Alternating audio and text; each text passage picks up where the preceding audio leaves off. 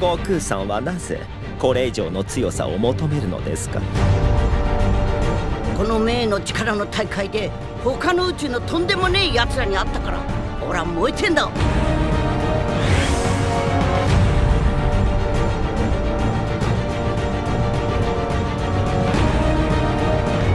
あいつか。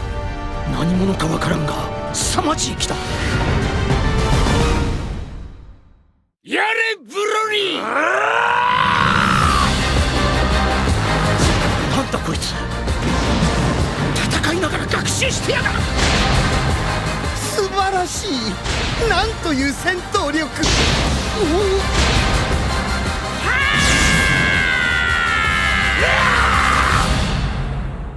こいつは想像以上にきつそうだぞ。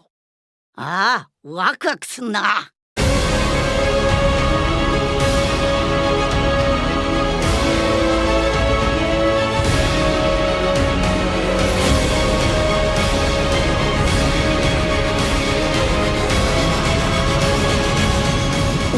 まだ上があんのか。